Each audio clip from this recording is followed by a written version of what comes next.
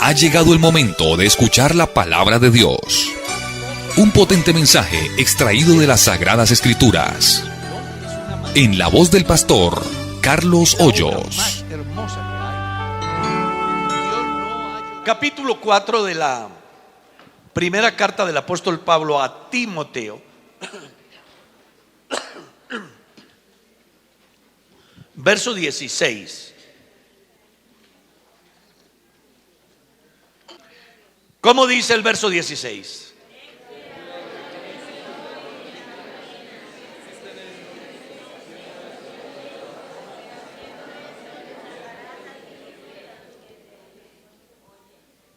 Pueden sentarse, sean tan amables.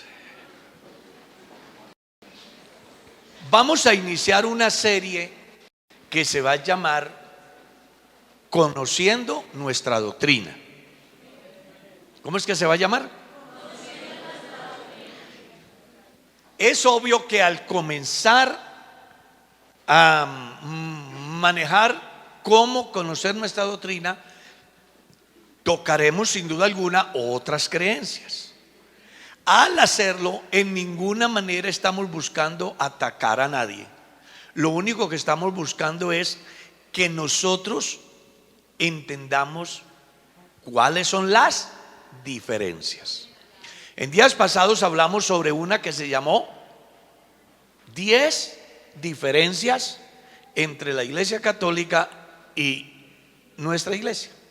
Hoy vamos a hablar de algo muy importante porque son uno de los movimientos que más nos... ¿Qué pasó? ¿Se pegó? Ah, está apagado. Con razón. Gracias. Algunas diferencias doctrinales. Quiero comentarles que cuando hablamos de diferencias doctrinales es porque hay varias razones para que se den. La primera, por las escuelas donde son formados sus líderes. La segunda, por la mala intención a conciencia que buscan de alguna manera torcer las escrituras. Y entonces usted y yo debemos de tener en cuenta lo que acaba de decir el apóstol: ten cuidado de ti mismo y de la doctrina. Persiste en ello, pues haciendo esto te salvarás a ti mismo y ¿qué? Los testigos de Jehová y la Iglesia Pentecostal Unida de Colombia. ¿Qué diferencias hay? Hay muchas, pero he escogido algunas y el objeto de esto es motivarlo para que investigue. Amén. Cuando hablamos de los testigos de Jehová y hablamos de la Iglesia Pentecostal Unida de Colombia, estamos hablando de dos organizaciones diferentes en todo. En todo. La razón, porque esta tiene un origen netamente humano. Esta no tiene un origen humano. Si ustedes pueden ir a la colección de todos los almanaques mundiales y encuentran, por ejemplo, el almanaque de 1981 y buscan el estado religioso del mundo, van a encontrar quién fundó a los testigos de Jehová, quién fundó a los adventistas, quién fundó a los católicos, quién fundó a los mormones, quién fundó a los bautistas, quién fundó a los luteranos.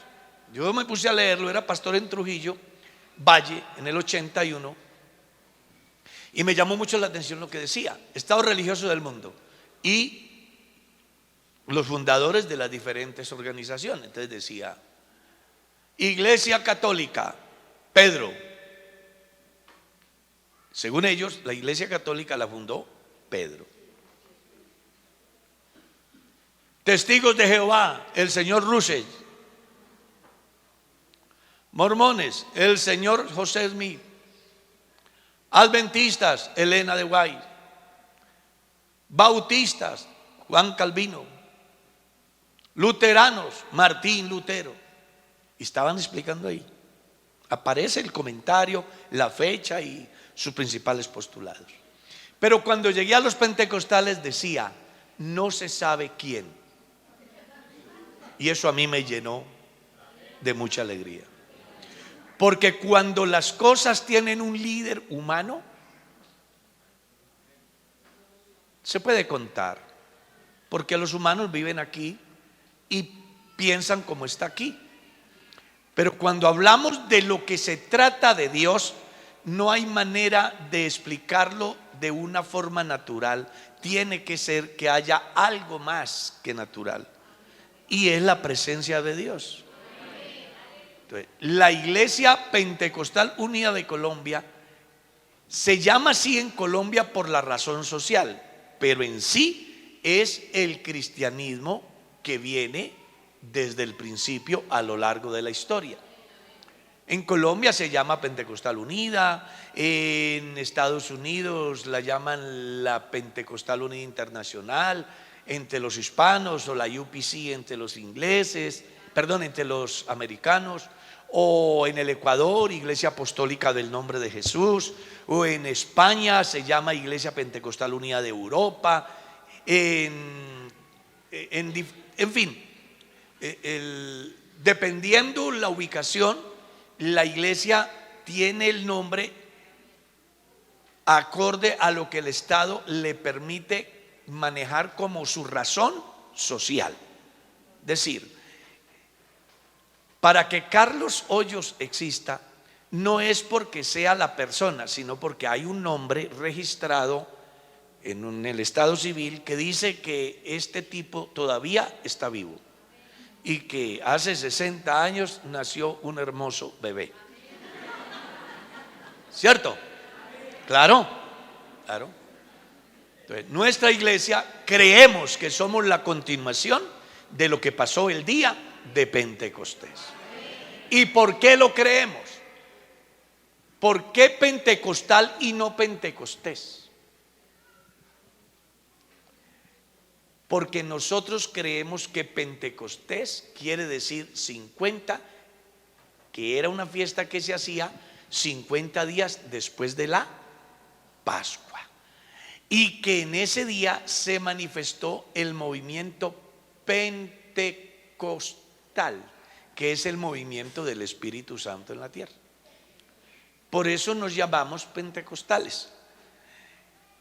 Entonces, cuando la misión va a algún país y necesita establecer la iglesia, tiene que informarse cuántas organizaciones hay y cómo se llaman, porque no puede haber alguna repetida.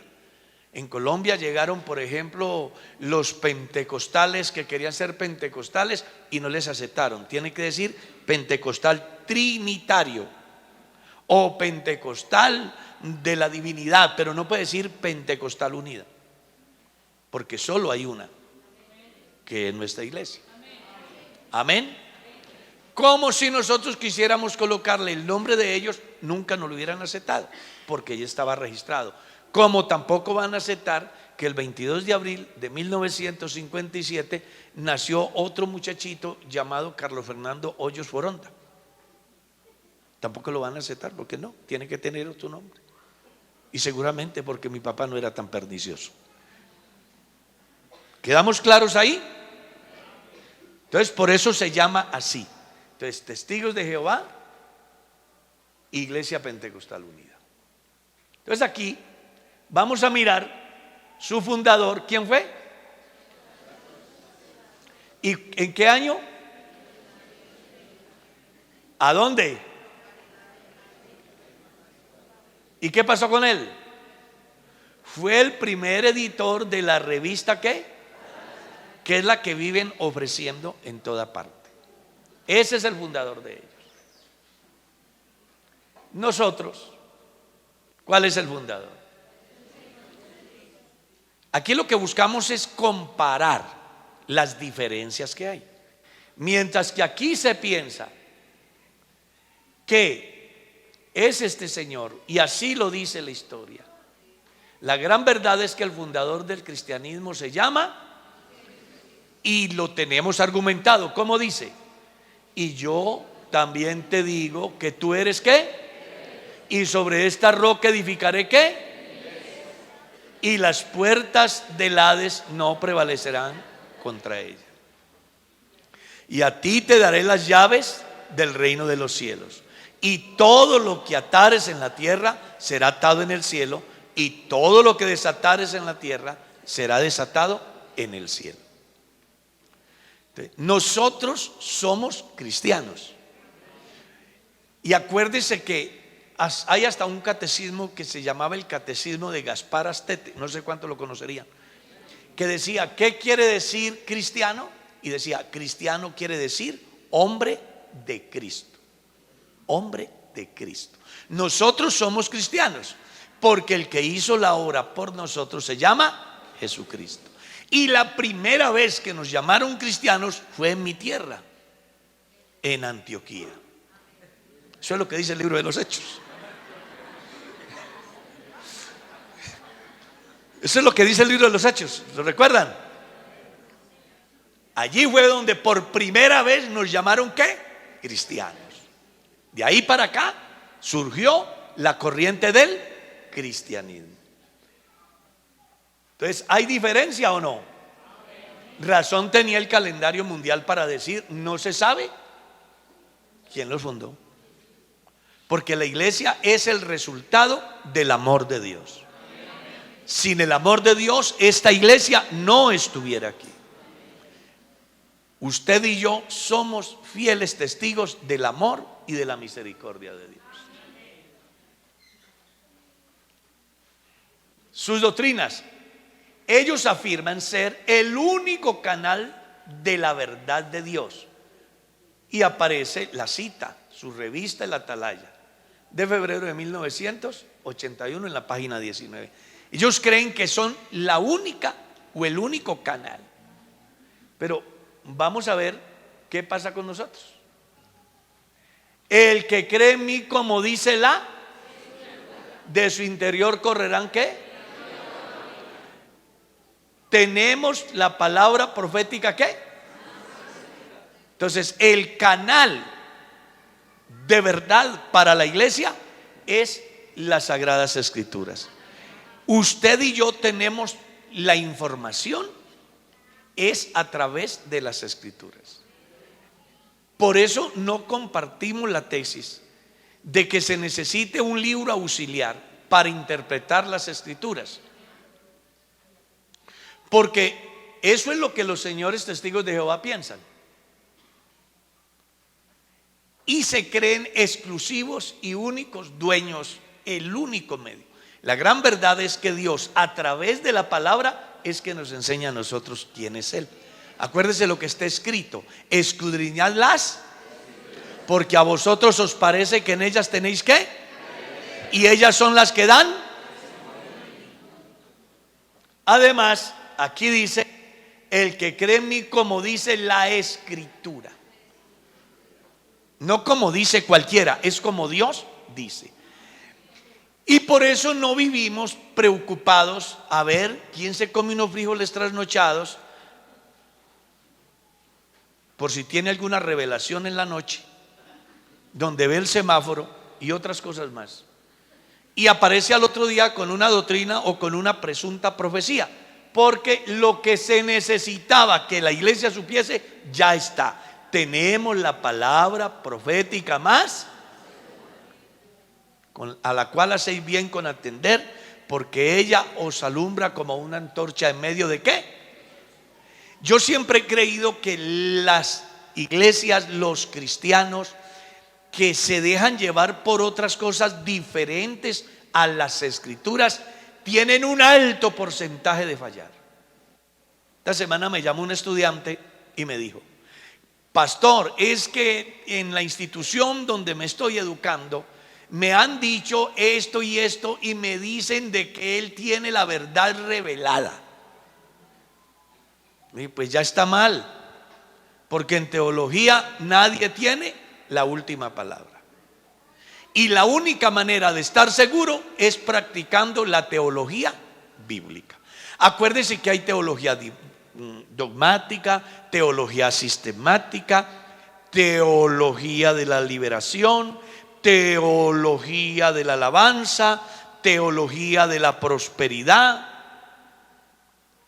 Pero todas esas teologías en su gran parte están ajustadas a la corriente del pensamiento del que se le ocurrió hacer dicho libro o información. Pero cuando hablamos de la teología bíblica, entonces no vamos a tener problema, porque vamos a creer como dice la. Y usted sabe que si la Biblia dice que la ballena se tragó a Jonás, eso es verdad. Y si dijera que Jonás se tragó la ballena, créalo.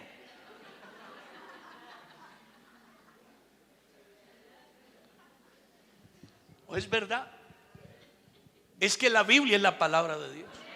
El cielo y la tierra pasarán, pero mis palabras no pasarán. La palabra de Dios es viva y eficaz. Usted verá si alaba a Dios. Aleluya. Entonces no crea que lo que dijo el erudito, lo que dijo el filósofo, lo que dijo el pensador, crea lo que dice la Escritura. A mí me pueden plantear cualquier cantidad de argumentos. Yo he recibido información de los bautistas, de los anglicanos, de los mormones, de cualquier cantidad, porque he leído, mejor dicho, hasta me leí el libro sagrado de los gnósticos, incluyendo otros más como el de Asamael Umbeor, para saber qué era la basura que ellos decían. Y he llegado a una conclusión: tenemos la palabra profética más segura. Y un ejemplo acaba de pasar. Para los señores mesiánicos, ayer se acababa el mundo. Invadieron las redes sociales. Que el mundo se acababa ayer. Esos que vienen a decirle a usted que sí, está bien, ustedes son cristianos, pero ustedes tienen que comenzar a practicar ciertas cosas, porque el bautismo no es en el nombre de Jesús, sino de Yeshua, y comienzan a torcerle la conciencia a la gente. Pues ya la prueba está dada de que todo eso es basura. Tenemos la palabra profética y la palabra dice que el día ni la hora nadie. Eso sí, a la hora que menos lo pensemos, el que ha de venir vendrá. Y aquí lo estamos esperando en esta mañana.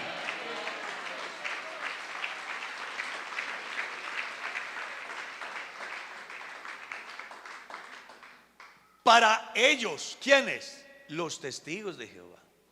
El Espíritu Santo, ¿qué es?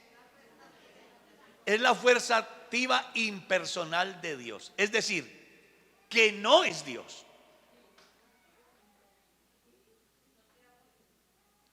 Que no es Dios, que es una fuerza. Y resulta que para que haya fuerza tiene que haber alguien que la produzca. En filosofía hay que buscar el porqué del porqué. Bueno, ¿y por qué es una fuerza? Porque alguien la provoca. ¿Y por qué la provoca? Pues porque le da la gana. Algo así. Pero aquí, cuando entramos al campo bíblico, es diferente.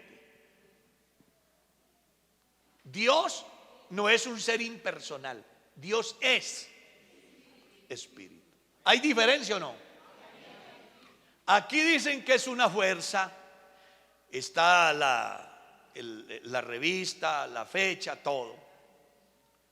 Pero los cristianos no creemos como dice aquí, sino como dice ¿a dónde? Entonces, según la palabra, ¿el Espíritu Santo es una fuerza o es Dios?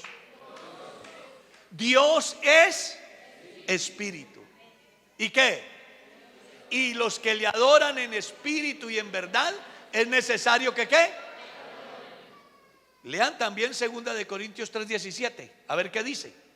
Léalo, usted trajo Biblia. Pues entonces léalo, hágame el favor. Les voy a dar tiempo que lo lea. Porque el Señor es, y donde está el Espíritu del Señor, allí hay. Entonces el Espíritu Santo no es una fuerza, es Dios. No lo dijo el pastor, lo dice la palabra de Dios. No se preocupe, que si quiere tener las diapositivas se las regalo.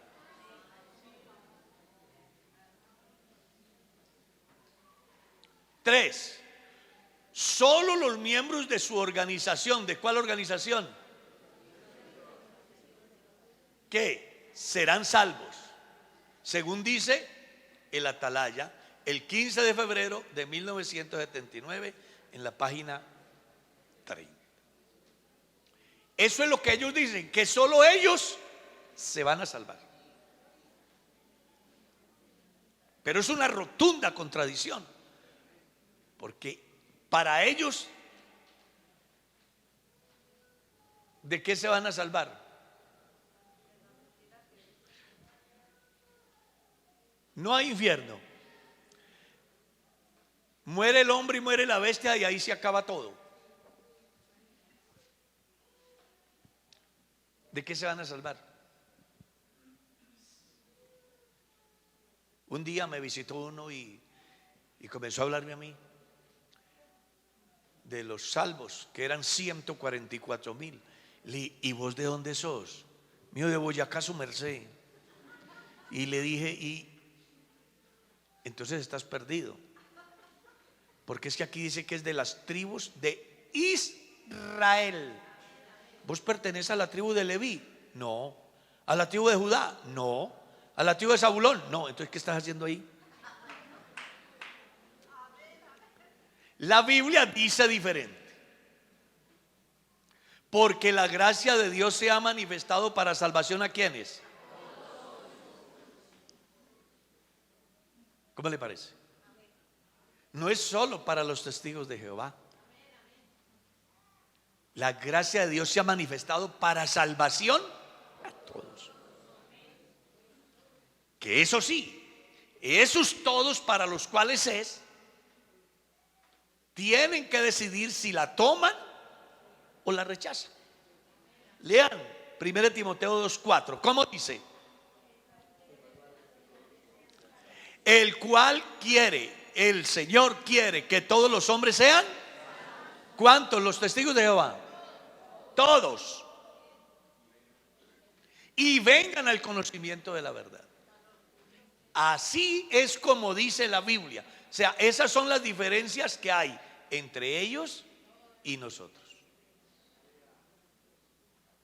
¿Hay diferencias o no las hay? Muy grandes.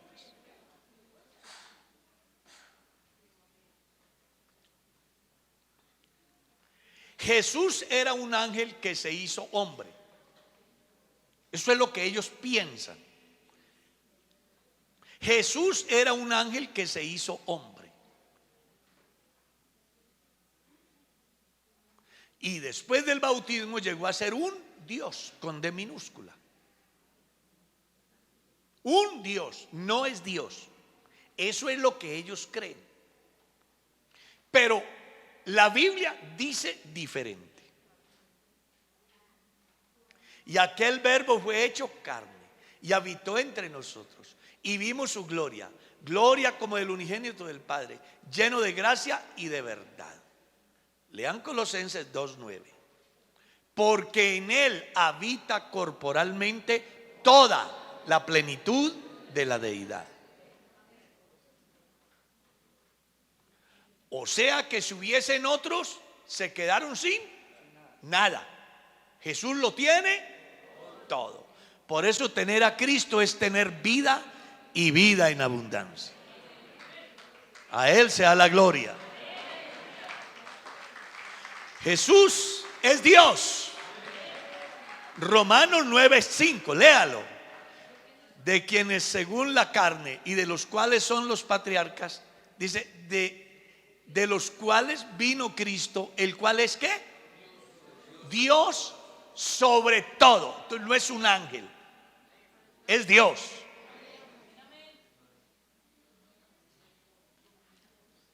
Primera de Juan 5:20.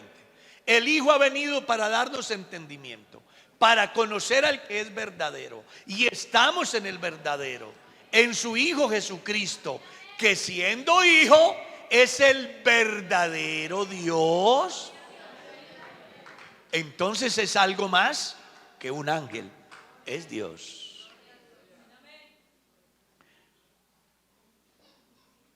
Yo soy el camino, la verdad y la vida, y nadie viene al Padre sino por mí. Le dice Felipe, muéstranos al Padre y nos basta. ¿Qué fue lo que Jesús les dijo? ¿Cuánto tiempo hace que estoy con ustedes y no me habéis conocido? Si es que el que me ha visto a mí, ¿ha visto a quién? A un ángel, al Padre. Por favor, alaben al Padre esta mañana.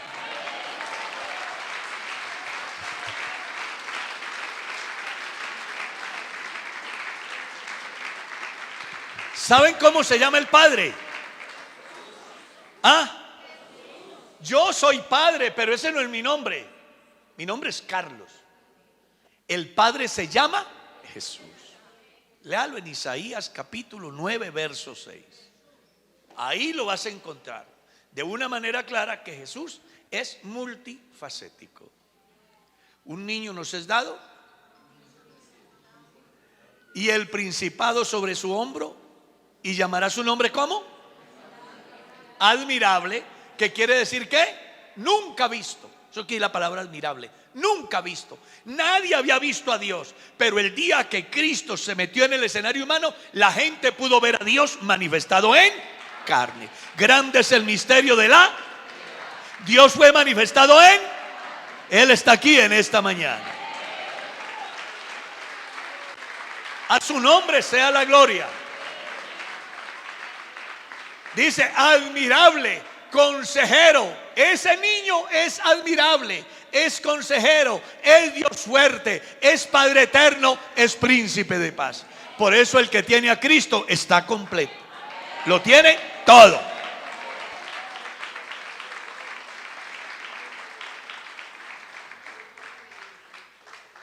Para ellos, Jesús fue solo un hombre perfecto, no Dios en la carne.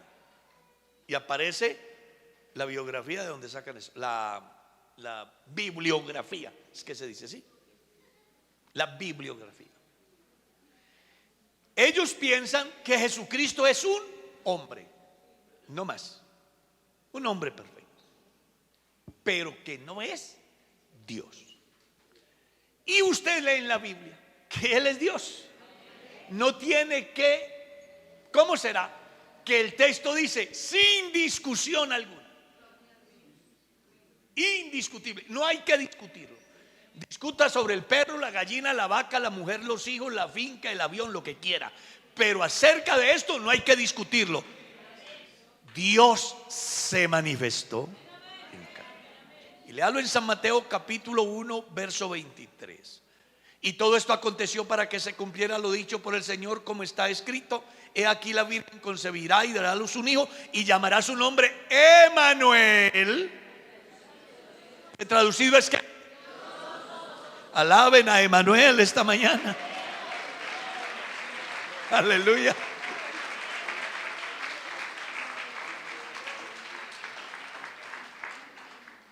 Aquí van a encontrar el texto y aquí está el texto de apoyo y otros muchos más que si me pusiera a citárselos, pues yo me sé más de un versículo acerca de eso.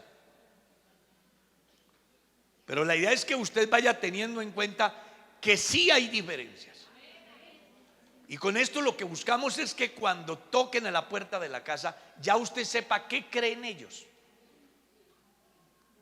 para que no coma cuento que de eso de que no, que es que mire, que es idéntico, que es igual. No es cierto. No es cierto. Hay una diferencia tan grande.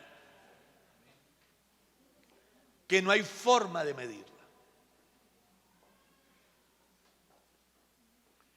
Jesús no resucitó entre los muertos en su cuerpo físico,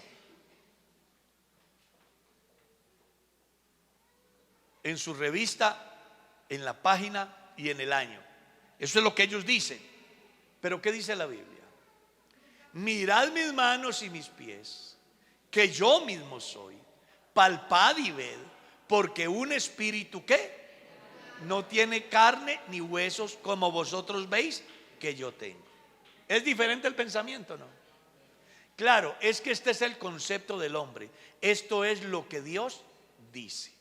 Y por eso estamos diciendo aquí que la mejor teología es la bíblica.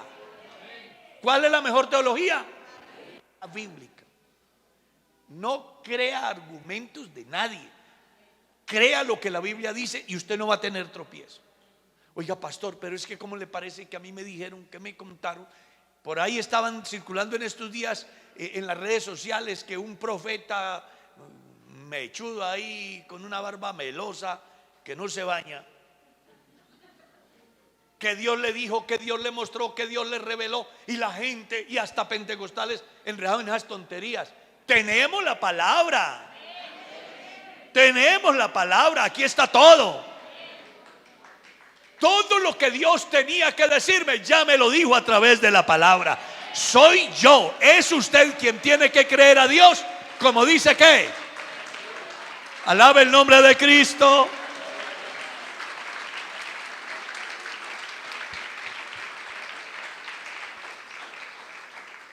También lo vas a encontrar en Marcos 16:14.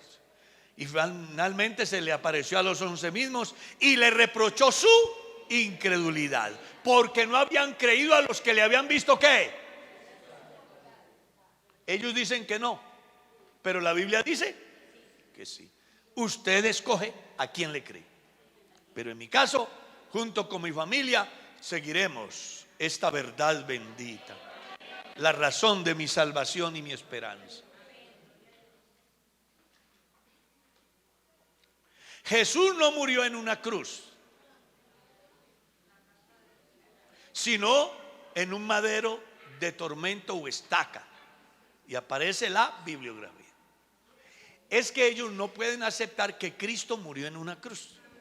Ellos no aceptan eso. ¿Qué es lo que ellos creen? Que a Jesús lo colgaron de las manos en una estaca y entonces el cuerpo se descolgó, se le bloquearon el sistema de respiración y murió asfixiado. Porque ellos no aceptan la sangre de Cristo como mecanismo de redención, de los cuales ya había hablado el Espíritu Santo diciendo que aquellos que se van por el error de Balaán y siguen el camino de Caín. ¿Cuál es el camino de Caín? El culto sin sangre. Porque la ofrenda de Caín, el rechazo de parte de Dios con relación a la ofrenda de Caín, no es porque hubiese sido mala, ni lo peor, sino porque hizo un sacrificio sin sangre. Y sin derramamiento de sangre, ¿qué? ¿Usted sabe por qué el diablo le revolcó el mar a Jesús? Dijo, si yo logro que Jesús se ahogue aquí, se pierden esos bogotanos y antioqueños y colombianos y los del mundo. Porque el diablo sabía que si Jesús no derrama su sangre, no hubiese habido redención para nosotros. Pero lo que el diablo no sabía es que era algo más que Jesús. Es Dios. Se levantó, reprendió la mar y hubo gran bonanza. ¿Qué dice la Biblia?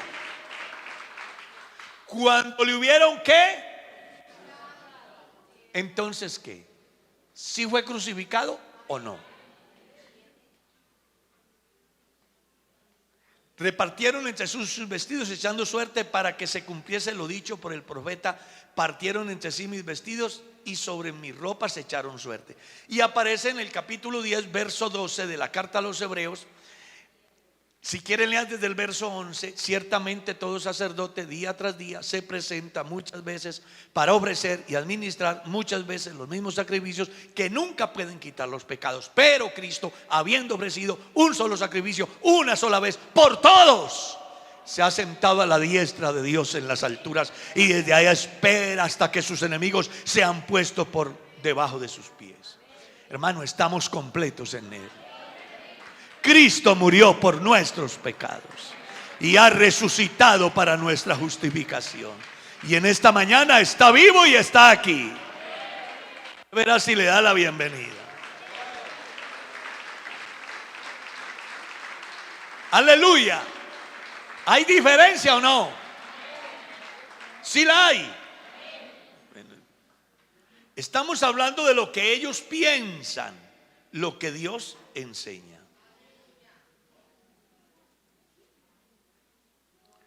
Jesús retornó invisiblemente a la tierra en 1914 a establecer el reino. Eso es lo que ellos creen.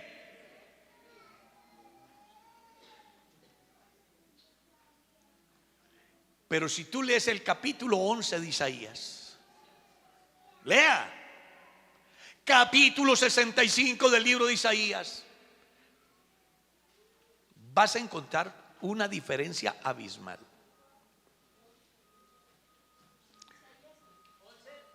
Capítulo 11.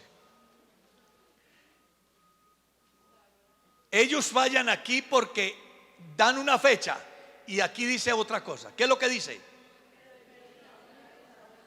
Nadie sabe, ni aún los ángeles de los cielos, sino solo mi Padre.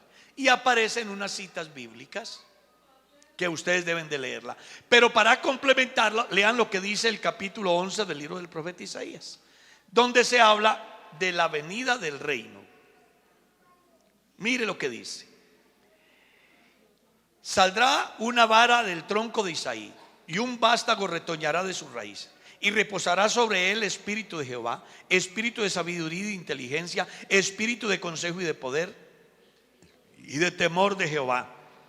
Y le haré entender diligente en el temor de Jehová. No juzgará según la vista de sus ojos, ni arguirá por lo que oiga sus oídos, sino que juzgará con justicia a los pobres y arguirá con equidad por los mansos de la tierra, y herirá la tierra con la vara de su boca, y con el espíritu de su labio matará al impío. Y será la justicia cinto de su lomo, la fidelidad ceñidor de su cintura. Morará el lobo con el cordero, y el leopardo con el cabrito se acostarán. El becerro y el león y la bestia doméstica andarán juntos, y un niño los pastoreará. La vaca y la osa pasarán sus crías, se echarán juntas, y el león como el buey comerán paja, y el niño de pecho jugará sobre la cueva del áspid, y el recién destetado extenderá su mano sobre la caverna de la víbora. No hará mal ni dañará en todo mi santo monte, porque la tierra será llena del conocimiento de Jehová, como las aguas cubren el mar. Si se estableció en esta fecha, entonces ¿por qué todavía tienen que conseguir canquil?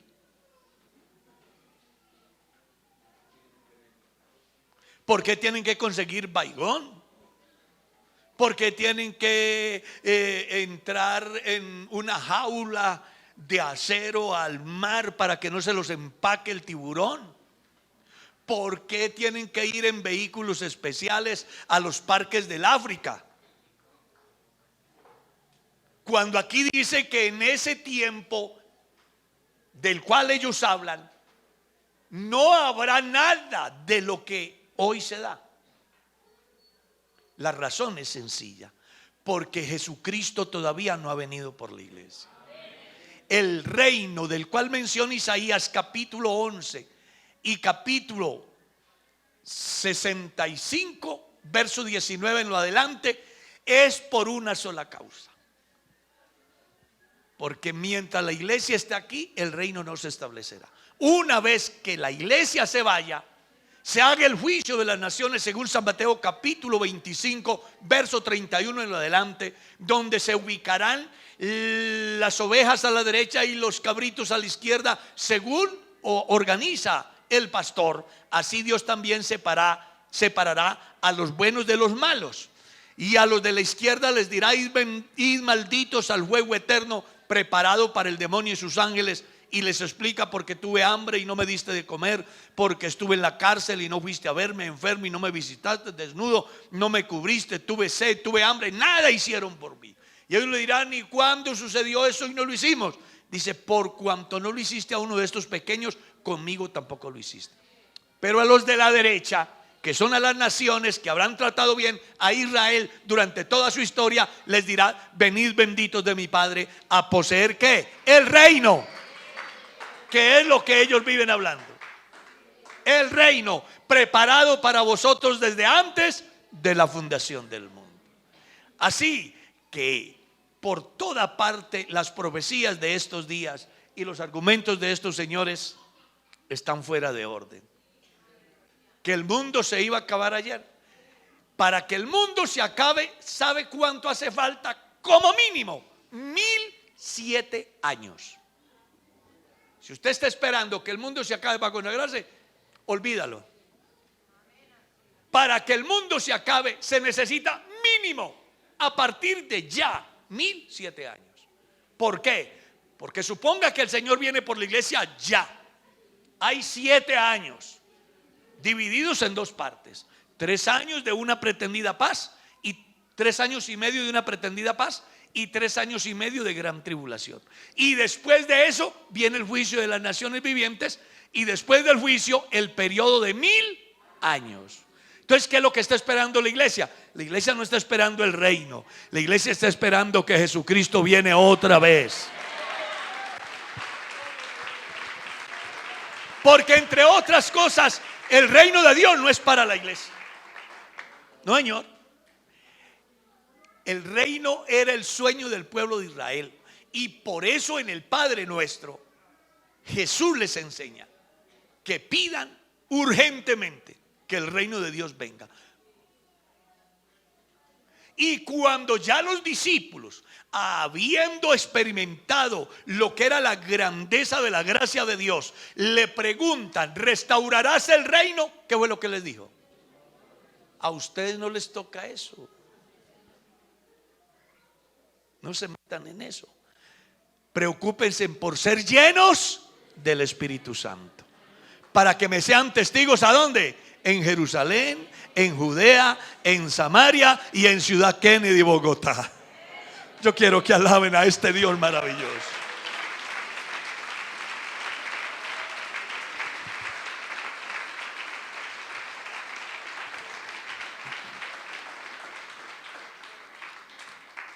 Terminamos toda esta conferencia. ¿Sí la terminamos? No falta mucho, pues hay 3 horas. El Espíritu Santo es una fuerza, no una persona viva. Eso es lo que ellos decían. Ya vimos que no es una fuerza, es Dios. La Biblia dice: Dios es espíritu. Y aparece Génesis y otro número de textos que no se colocan porque no alcanzaríamos a explicarlo. ¿Nos queda claro eso, verdad? Estamos mirando ¿qué? Diferencias. Las buenas obras son necesarias para la salvación. Todo esto que ustedes ven aquí es la bibliografía. ¿Qué dice la Biblia? Por gracia soy, por medio de la, y esto no es de vosotros, pues es un don de Dios. ¿Y qué sigue diciendo? Y no por obras, para que nadie se gloríe. Nadie hará las suficientes obras para merecer la salvación. Somos salvos por gracia. Alaben al que nos salvó por gracia.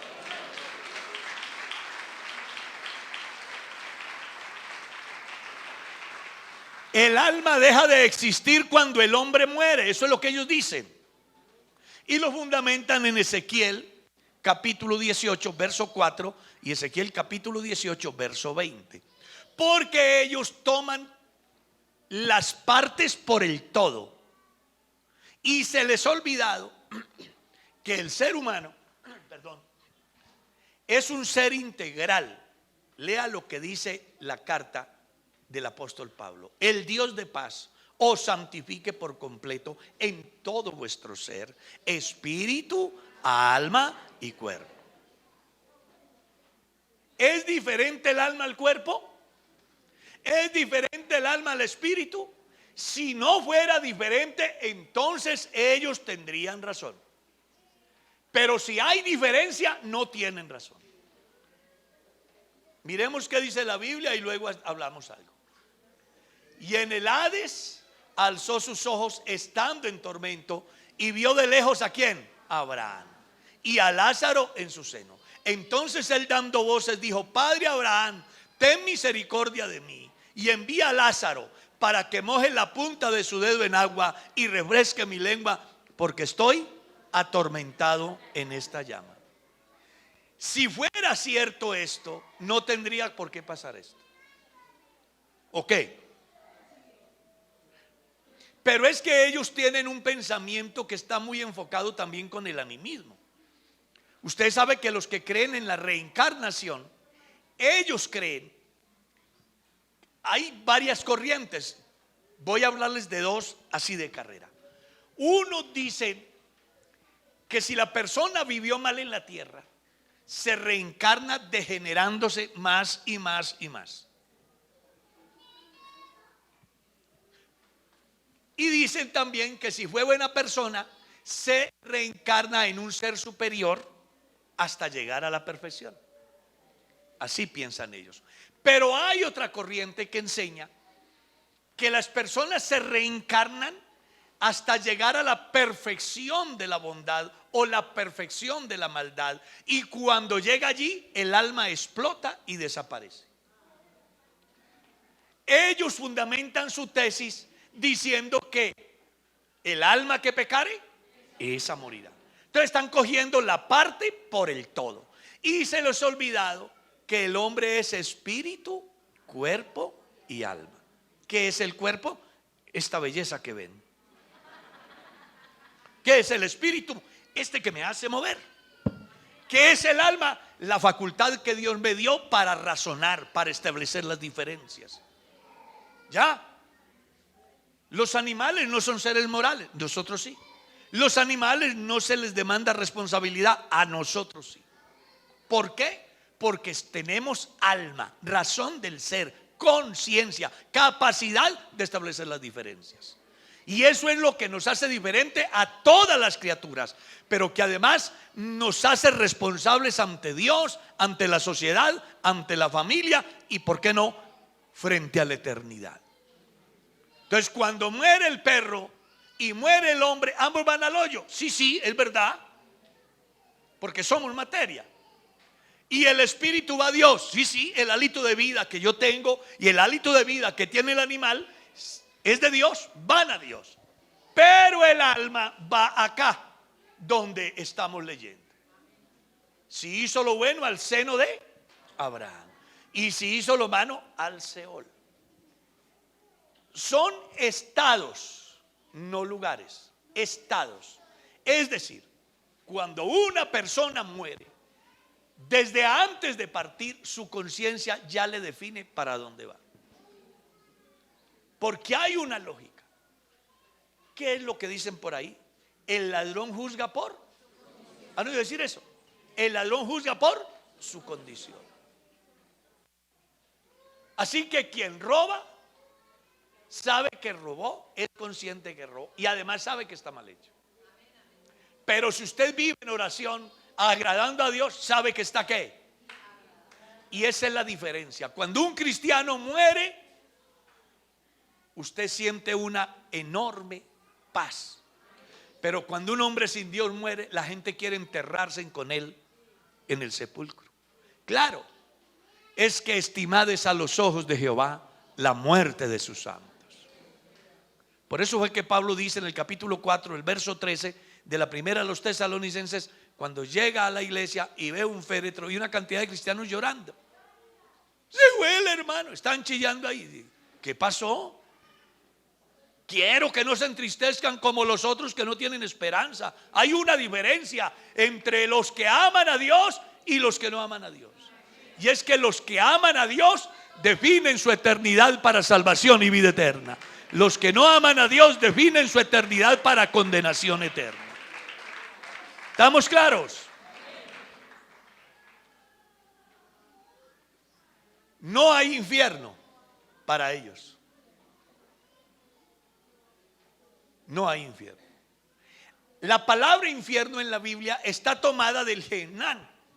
¿Qué era el Gehenán? Era el valle de las basuras, donde se quemaba o ardía las 24 horas, los 30 días, los 12 del año.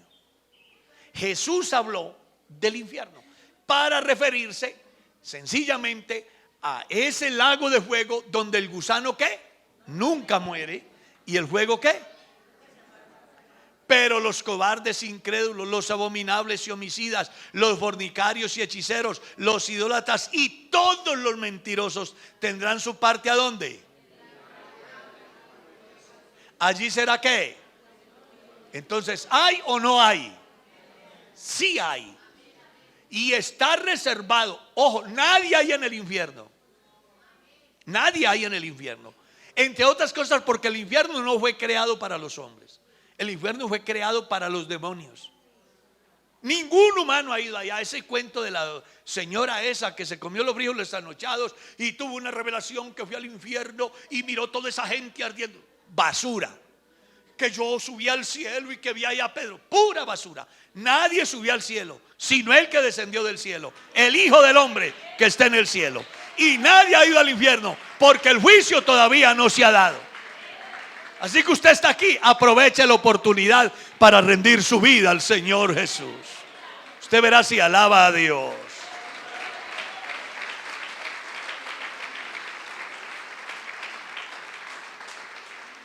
Solamente 144,000 testigos de Jehová irán al cielo. Y si uno lee Apocalipsis 7:1, va a encontrar la respuesta si son testigos de Jehová o no. Capítulo 7, verso 1 dice que son 144,000 de las tribus de Israel. Y comienza a enumerar de cada tribu 12,000, de cada tribu 12,000. Así que los bolivianos, colombianos, boyacenses, bogotanos, antioqueños, que son testigos de Jehová, se los llevó el diablo hace rato. Porque el Dios de ellos no les alcanza sino para salvar 144,000. Pero el mío, mire lo que dice la Biblia. Después de esto miré y aquí una gran multitud, la cual ¿qué? Nadie podía contar, de todas las naciones, de toda tribu, pueblo, lengua, que estaban delante del trono en la presencia del Cordero, vestidos de ropas blancas y con palmas en sus manos. Hay diferencia. Aleluya. Usted verá si alaba al Señor.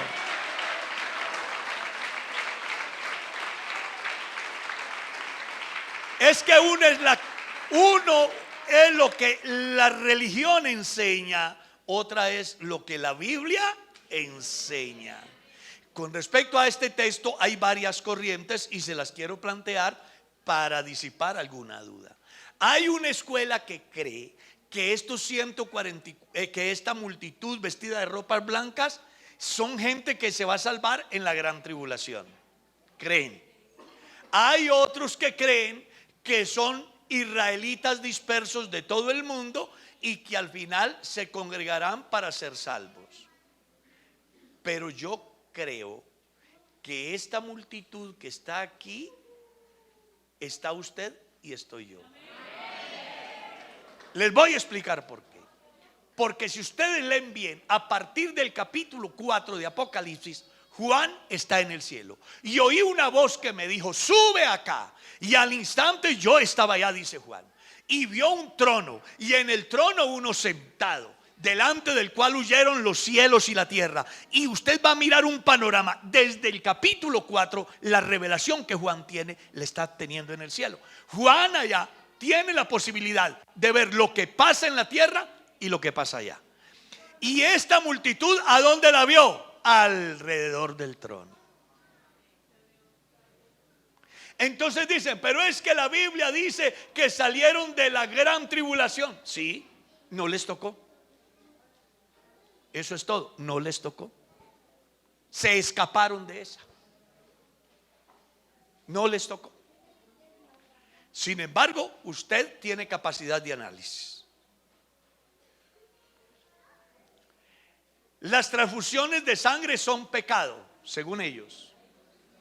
Así que si su hijo se está muriendo y requiere de su sangre, usted tiene que dejarlo morir. Y han habido discusiones grandes en el país y debates en el mundo sobre eso. Hay gente que se vuelve tan fundamentalista y tan engañados por la mentira que creen cualquier cosa menos la verdad.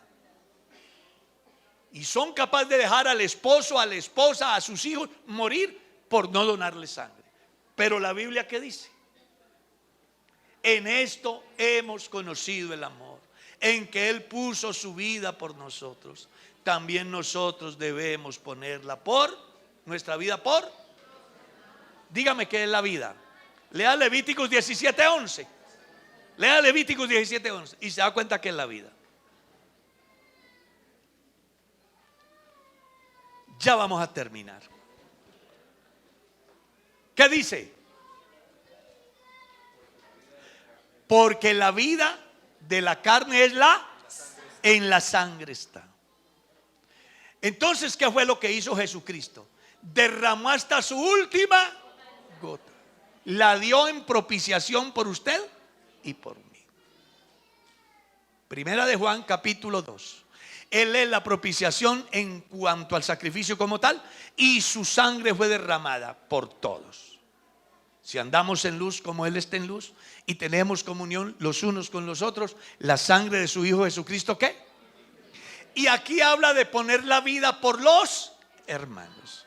Si mi vida es la sangre y mi hermano se está muriendo, ¿qué debo hacer yo? Si él la necesita, ¿qué debo de hacer? Donarla. Así de sencillo, donarla. Pero ellos no aceptan esto. ¿Por qué razón? Porque ellos no creen a Dios como está escrito.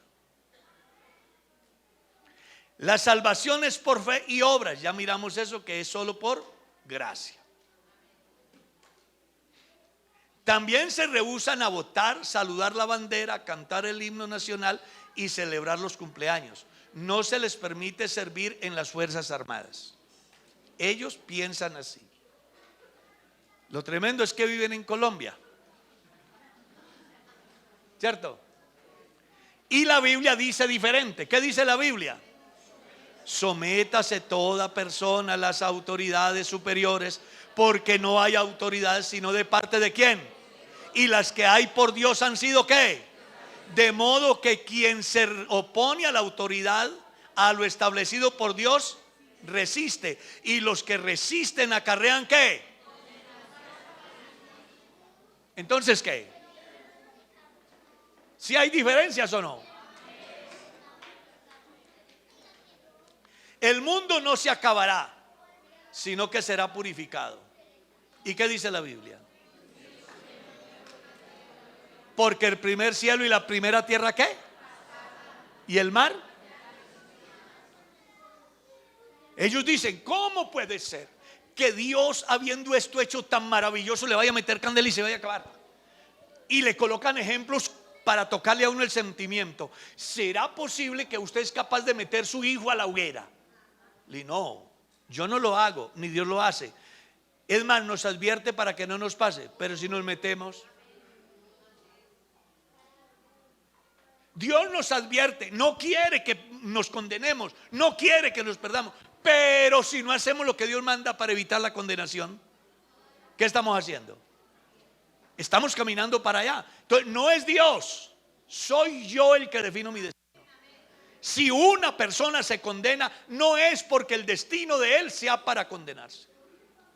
Si una persona va a la cárcel, no es porque ese sea su destino. Si una persona termina mal, no es porque ese sea su destino. Casi siempre el hombre hace su propio destino. Todo lo que el hombre sembrare, eso también segará. Si yo siembro pecado, ¿qué debo de cosechar? Juicio y condenación, ¿o no? Pero si siembro obediencia, santidad, respeto, amor a Dios, amor al prójimo, amor a mi familia, amor a mí mismo, me valoro como tal, Pues hombre, Dios me dice que tengo una morada maravillosa donde voy a estar. Ellos creen que vivirán en la tierra para siempre. Según San Mateo, bienaventurados los mansos porque ellos recibirán la tierra por heredad. Entonces piensan de que ellos van a vivir allá. Pero resulta que esta palabra fue dirigida al pueblo judío, que eran los que esperaban ¿qué? El reino de Dios. En conclusión, ¿qué?